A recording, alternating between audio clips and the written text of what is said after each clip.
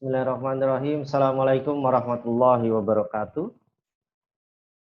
Alhamdulillah saya hari ini akan menyampaikan materi di video pembelajaran Bahasa Indonesia Universitas Aisyah dengan materi kutipan dan daftar pustaka. Mohon disimak dengan baik-baik materi ini agar teman-teman bisa memahami bagaimana penulisan kutipan dan daftar pustaka itu dengan baik, ya, agar memudahkan teman-teman dalam hal tulis-menulis, khususnya mengutip dalam artikel maupun dalam skripsi, dalam buku, kemudian hasil kutipannya ditulis, dilaporkan, ya, artinya dilaporkan itu dibuktikan bahwa Anda mengutip dari sebuah buku, internet, jurnal, atau lain sebagainya yang ditulis di dalam daftar pustaka, dan ini sangat penting bagi penulisan karya ilmiah. Kita mulai materinya. Ya, ini adalah penulisan sumber kutipan dan daftar pustaka. Jadi secara sederhana, kutipan adalah semua kalimat dan atau paragraf yang bukan berasal dari ide tulisan Anda.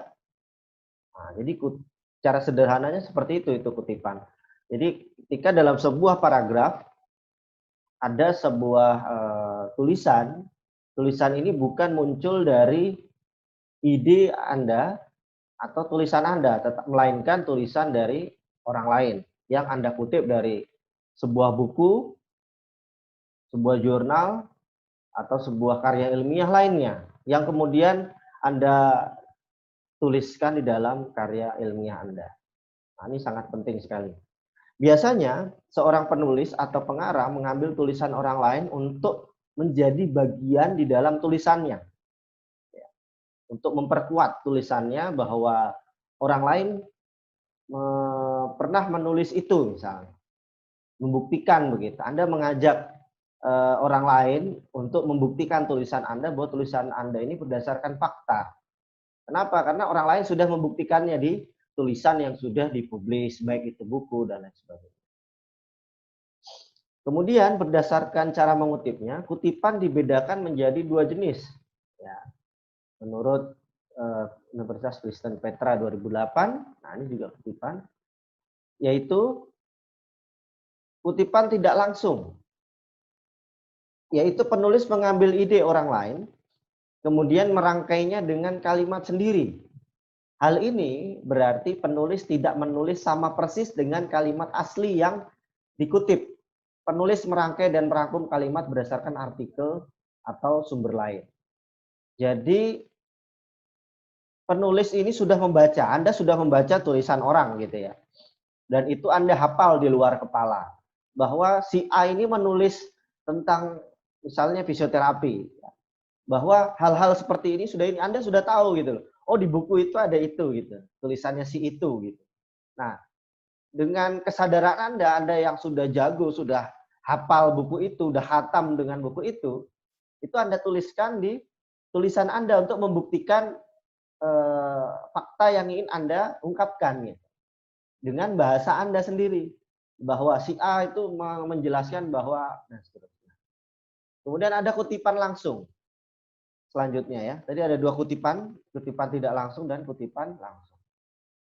Kutipan langsung yaitu menulis ulang ide orang lain sesuai dengan aslinya. Hal ini berarti penulis langsung menggunakan teknik copy paste, ya, salin tempel, tanpa mengubah kalimat aslinya. Ada dua jenis kutipan langsung, yaitu kutipan langsung panjang dan kutipan langsung pendek. Kedua kutipan ini berbeda cara menuliskan dan syaratnya. Jadi kalau kutipan langsung itu Anda betul-betul copy paste dari buku tersebut, ya. Anda salin tempel dalam bahasa Indonesia. Anda betul-betul mengambil dari situ. Jadi biasanya mahasiswa yang dalam proses penulisan akhir itu pasti berbanyak membaca buku begitu ya, atau mencari sumber-sumber penulisan kepustakaan ya.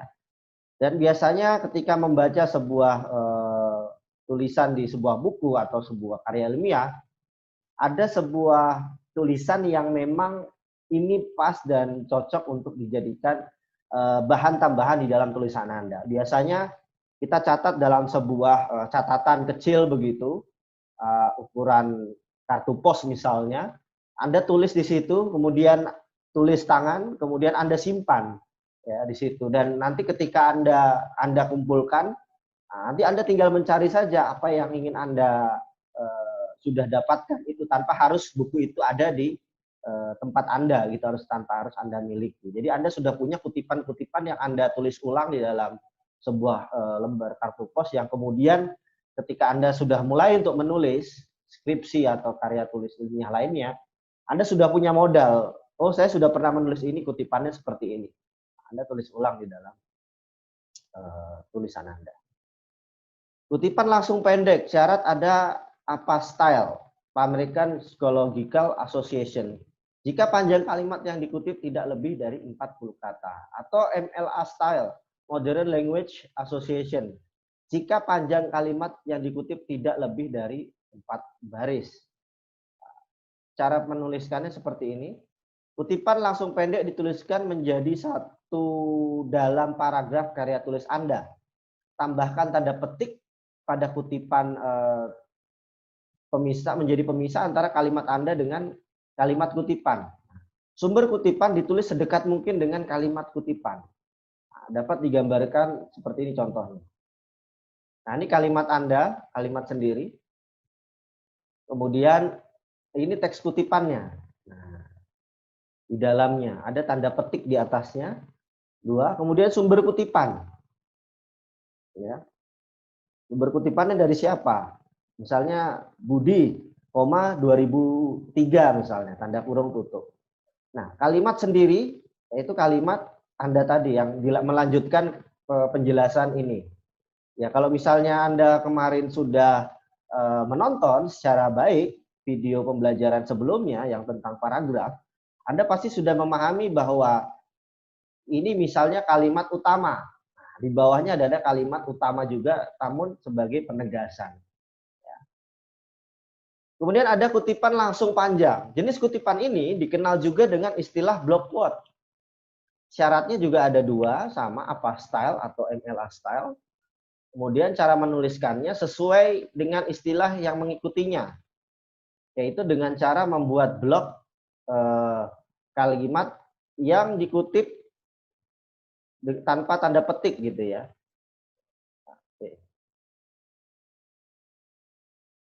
Nah, font dan spasi sesuai dengan karya tulis, tapi ditulis menjorok atau masuk 1 cm 5 spasi dari batas margin kiri tulisan Anda. Oleh karena itu, kalimat yang dikutip ini tergolong banyak dan panjang, maka kutipan dipisahkan dari kalimat Anda. Misalnya begini. Ini kalimat Anda begitu. Nah, ini kutipannya di bawahnya ya. Biasanya ukuran fontnya itu lebih kecil dari tulisan ini. Misalnya ini 12 gitu ya. Misalnya 12, ini 11 begitu. 11 dengan cetak miring juga bisa ya, cetak miring. Kemudian sumber bukunya apa, sumber kutipannya. Biasanya agak menjorok ke dalam. Jadi memisahkan antara kalimat kita yang sudah mulai dari margin kiri, ya, kemudian ditulis di sini. Ya. Nah, setiap karya tulis ilmiah pasti ada bagian yang diambil dari ide, argumen, analisa, atau hasil penelitian orang lain. Bagian inilah yang dinamakan dengan kutipan. Nah, peran penting dari kutipan adalah dipakai untuk mendukung argumen dan analisa Anda. Kutipan bisa diambil dari berbagai sumber, baik teks maupun audiovisual, baik dari media print, ya media yang dicetak sampai online, ya atau media daring, juga bisa dari dokumen publish atau unpublished yang sudah dipublikasi atau belum dipublikasi. Semua jenis dokumen dapat digunakan menjadi bagian dalam tulisan ilmiah Anda untuk mendukung karya tulis Anda.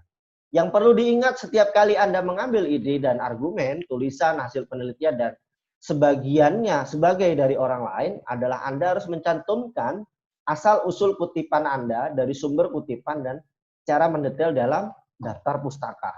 Nah, itu penting.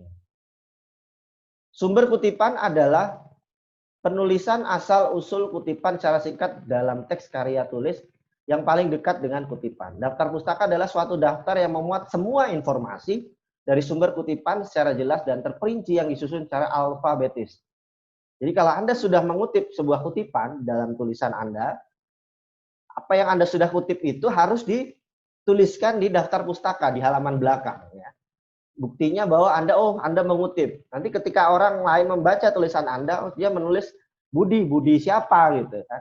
Nah, nanti dicari di halaman belakang, Budi si ini. Jadi sudah tahu buku yang Anda gunakan di dalam penulisan karya tulis ilmiah. Tujuan penulisan sumber kutipan dan daftar pustaka. Yang pertama adalah agar terhindar dari tuduhan penjiplakan atau plagiat. Itu fungsi dari tujuan penulisan kutipan dan daftar pustaka. Ya, karena salah satu fungsi kutipan adalah menguatkan atau mendukung karya tulis Anda. Oleh karena itu Anda harus mencantumkan sumber kutipan secara singkat di bagian akhir setelah kalimat kutipan atau tepat sebelum kalimat kutipan itu berakhir ya. Lanjutkan dengan kalimat kutipan ya, seperti tadi contoh sumber kutipan ya. Dengan melakukan ini, sebenarnya Anda sedang menghindarkan diri dari masalah di kemudian hari terkait dengan mengambil hak cipta karya tulis seseorang tanpa izin.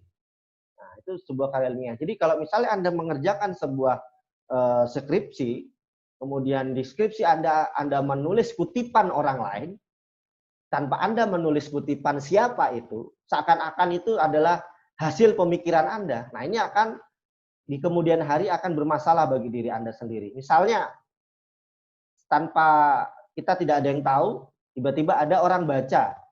Loh, kok tulisan saya atau tulisannya si ini ada di sini? Persis sekali dengan ini. Nah, itu. Jadi, copy paste ini salin tempel ini. Nah, ini ngerjakan skripsi nggak sungguh-sungguh gitu, hanya copy paste, dan sebagainya. Nah, ketika itu kejadian, Anda akan dilaporkan ke pihak kampus. Nah, pihak kampus akan mengurus dan melaporkan Anda ke pihak yang berwajib begitu. Mungkin sampai ke sana gitu ya. Yang ekstrimnya ya secara ekstrim, tapi secara kekeluargaan ya mungkin Anda harus mengucapkan permohonan maaf dengan meterai, dan bahkan yang paling ekstrim adalah status atau gelar kesarjanaan Anda itu bisa dicabut begitu ya. Nah, itu yang paling ekstrim ya. Nah, itu makanya kemudian kita harus menghindari penjiplakan atau plagiarisme. Apalagi mahasiswa sekarang ya tugas-tugasnya masih banyak yang meng-copy paste dari media internet begitu, tanpa mengutip kutipan yang sudah ada gitu. Nah, karena belum tahu caranya bagaimana mengutip yang baik. Nah, itu yang harus dihindari dan Anda harus mulai belajar dari sini ya. Menghargai penulis sebelumnya. Nah, ketika Anda secara lengkap menulis sumber kutipan dan daftar pustaka, sebenarnya Anda sedang menghargai orang yang membuat ide tersebut. Selain itu juga pengakuan bahwa teks pada bagian tersebut adalah ide, argumen, atau analisa orang lain. Ketiga adalah membantu pembaca yang ingin tahu lebih dalam mengenai sumber kutipan, gitu ya. Jadi salah satu manfaatnya adalah sumber kutipan itu ketika orang ingin mencari lebih dalam lagi. Misalnya, Anda mengutip buku ini. Kira-kira di mana saya bisa mendapatkan buku itu begitu. Nah, itu orang akan mencari, jangan-jangan di dalam buku itu lebih banyak lagi digali, tapi Anda hanya mengutip 1 atau 2 paragraf begitu ya. Nah, itu jadi membantu orang lain untuk lebih tahu. Kemudian banyak cara menulis daftar pustaka ya, akan tetapi di sini saya mengambil 2 macam format dari materi ini, saya kutip dari Universitas Kristen Petra, ada 2 macam format yaitu APA dan MLA. Ya, saya kira Universitas Aisyah juga punya format tersendiri dalam menulis kutipan dan daftar pustaka ya. Nanti Anda akan memiliki buku panduan itu. Nah, jadi teknik pengutipan tadi sudah saya jelaskan di atas ya. Nah, ini nanti Anda baca. Jadi format penulisan kutipan dan daftar pustaka dalam sebuah karya tulis ilmiah adalah wajib sama. Misalkan Anda menulis sumber kutipan dengan format APA style, maka daftar pustaka wajib dituliskan dengan format APA style. Demikian juga yang berlaku jika Anda menggunakan MLA style, maka cara mengutip langsung panjang atau pendek, cara menuliskan sumber kutipan, dan daftar pustaka pun menggunakan gaya MLA. Nama penulis atau pengarang yang Anda tuliskan di sumber kutipan wajib dituliskan di dalam daftar pustaka sebagai kata pertama. Penulisan sumber kutipan berada di dekat teks kutipan Anda yang masuk ke dalam itu. Kemudian gelar kebangsawanan maupun gelar akademik tidak ditulis dalam sumber kutipan maupun daftar pustaka. Jadi kalau Anda menulis kutipan, Anda tidak perlu, walaupun dia profesor, doktor, gelarnya Anda tidak perlu tulis, cukup namanya saja. Termasuk di daftar pustaka juga. Nah, ini misalnya Apastel, ya, edisi 6 tahun 2010. Secara umum cara menuliskannya seperti ini. Jadi sumber kutipan, nama belakang atau keluarga penulis pengarang, tahun eutor dan tahun year dari sumber kutipan. Azaria misalnya namanya tahun 2014. Nah, cara menulisnya begini. Nah, Santoso, Azaria, dan Tan, misalnya penulisnya ada 3 ya. Kalau penulisnya lebih dari 3 biasanya ditulis misalnya Santoso DKK. Nah, jika kutipan langsung maka wajib ditambahkan nomor halaman. Nah, misalnya halaman 5 ya. P15, page 15 begitu. Atau jika nomor halaman tidak ada digantikan dengan chapter atau paragraf keberapa. Ini contohnya. Daftar pustaka. Nah, jadi Anda menulisnya begini.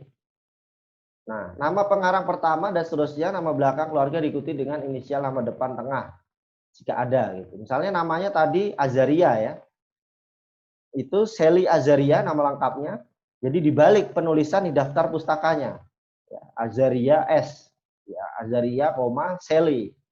Gitu ya. Quick Kiangi. Nah, jadi Quick ini juga bisa diganti. Jadi nama apa namanya marga Korea ya, Korea lagi. Tiongkok ya, Quick Kiangi nama sana. Jadi dia di depannya. Jadi kalau Indonesia di belakangnya biasanya. Nah, tapi kita biasanya mengutip yang nama belakangnya yang di depan, di balik ya, seperti ini. Ini nama belakangnya yang di balik. Ya, seperti contoh ini.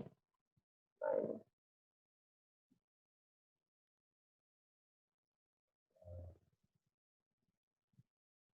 Alwi, Hasan, Hasan Alwi 2011, Kamus Besar Bahasa Indonesia, Jakarta.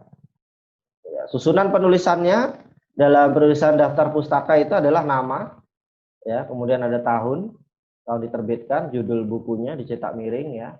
Anda silahkan baca kembali buku ejaan bahasa Indonesia tentang titik dan koma, nanti Anda titik koma dan titik 2, Anda bisa baca di situ.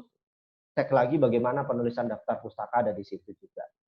Jangan lupa dalam penulisan daftar pustaka ada koma, ada titik ya, ada huruf cetak miring, ada angka Arab, ada titik 2, sangat detail sekali. Ya, jadi jangan sampai Anda lengah, Anda melupakan satu titik atau satu koma. Nah, ini sangat riskan sekali karena aturannya seperti itu gitu. Sama halnya ketika Anda menggunakan sepeda motor harus ada bensinnya, harus ada SIM, STNK, harus ada helmnya.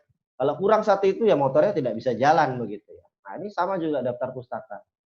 Jadi harus ada aturannya dalam penulisan. Anda mau kuliah, kalau tidak bayar SPP, tidak menggunakan seragam bagi yang berseragam, tidak memakai pakaian kampus ya tidak mau kuliah namanya gitu. Jadi ya tidak mengikuti aturan kampus ya, pakaian yang harus menutup aurat dan lain sebagainya. Nah, itu contohnya. Kemudian selanjutnya, nah biasanya dalam penulisan ini contoh-contohnya sumber kutipan. Nah ini penulisannya begini. Kaufman, Perlman, Spencer tahun 95, biasanya tahunnya saja yang dikutip. Terus kutipannya apa gitu? Kutipan pertamanya ya. Nah, terus kutipan berikutnya Anda cukup menulis Kaufman et al. Nah, et al itu sama, artinya Anda tidak perlu menulis ulang ini tahun 95, menemukan, nah ini kutipan selanjutnya. Kemudian dalam daftar pustakanya Anda menulisnya seperti ini.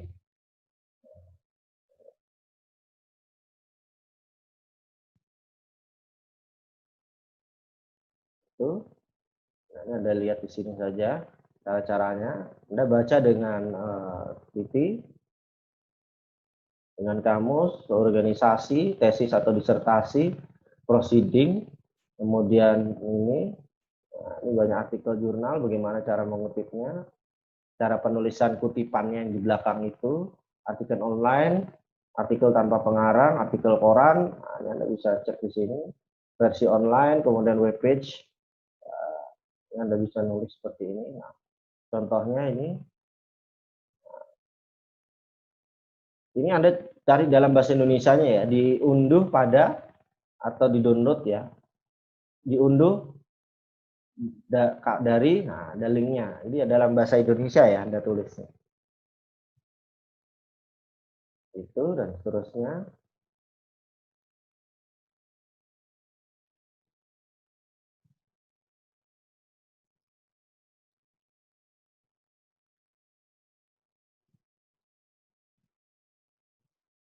Nah, ini contoh MLA style.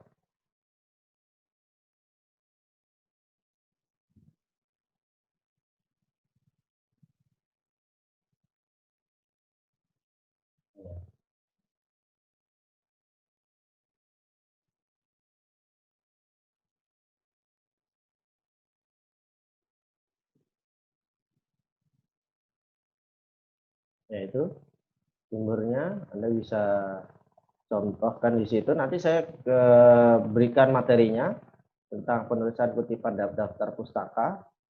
Jadi ini jangan sampai keliru. Nanti ketika soal UAS saya akan meminta Anda untuk menulis daftar pustaka. Ya. Ketika nanti Anda kurang titik atau komanya, salah penempatannya, ya itu juga akan mengurangi nilai Anda.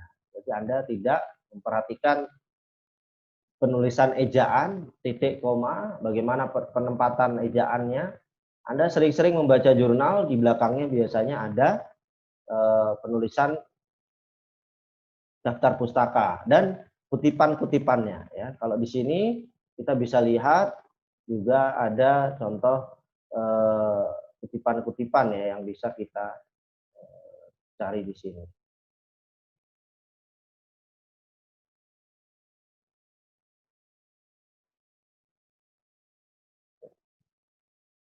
Ya, misalnya ini.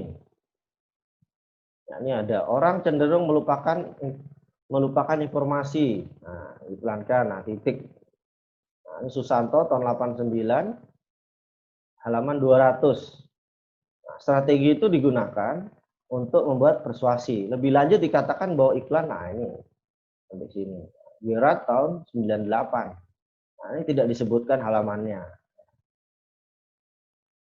Wacana iklan diciptakan untuk menyebarluaskan pesan penjualan jasa, produk atau jasa sesuai dengan syarat Susanto. Nah, Susantonya di depan. Nah, tinggal Anda membuat kalimatnya seperti apa. Nah, ini masih Susanto juga.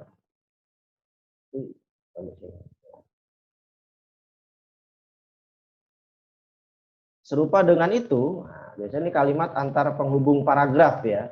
Yang nanti ada kalimat penghubung antar paragraf yang kemarin di materi saya.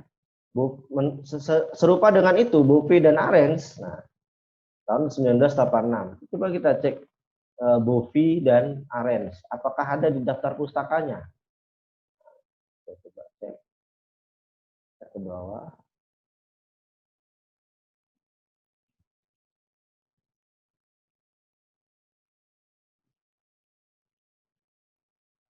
Ya. Nah ini Buffy, Cortland L. Buffy dan Arens ya. Ini bukunya. Tadi juga ada Susanto ya, berarti S. Nah, jadi urut ya, ini sesuai alfabet ya teman-teman. Nah, Susanto Astrid tahun 89 ya. Ini Susanto Astrid, Astrid Susanto nama aslinya, dibalik ya penulisannya koma dengan koma kemudian titik, tahun penerbitannya 1989, kemudian judul bukunya dicetak miring ya, judul buku yang sudah diterbitkan ya, cetak miring. Bagaimana Anda persis penulisnya dengan judul bukunya ya. Kenapa ada titik 2 di sini ya, memang tulisan bukunya seperti itu judulnya. Kemudian Bandung titik ya sini, Bandung titik 2 di mana diterbitkan di Bandung. Kemudian Bina Cipta, penerbitnya adalah Bina Cipta, ya, titik, seperti itu. Kemudian ada Samsuri tahun 87, Samsuri namanya satu kata, jadi tidak ada dua kata, sehingga penulisannya seperti ini, analisis wacana Malang, dua ikip Malang, contohnya. Saya kira itu teman-teman, mudah-mudahan teman-teman nanti bisa silahkan cek lagi di jurnal, di buku-buku buku-buku teori Anda yang sudah Anda miliki, yang sudah Anda punyai. Anda bisa cek bagaimana menulis daftar pustaka dan kutipan, di situ pasti ada. Dan nanti pada saat bimbingan, biasanya nanti akan Anda ketemu dengan dosen pembimbing, biasanya akan diarahkan bagaimana penulisan kutipan dan daftar pustaka, dan Anda harus sering juga baca-baca karya tulis ilmiah lain, skripsi dan lain sebagainya, agar memberikan Anda wawasan ya bagaimana cara penulisan karya ilmiah yang baik dari segi ejaan dan segi penulisannya. Itu yang penting saya kira. Terima kasih sudah menyimak video pembelajaran saya tentang kutipan dan daftar pustaka. Semoga bermanfaat. Silakan Anda cari baca kembali materi-materi yang sudah saya berikan. Terima kasih atas perhatiannya. Nun maqalami wa ma yasturun. Assalamualaikum warahmatullahi wabarakatuh.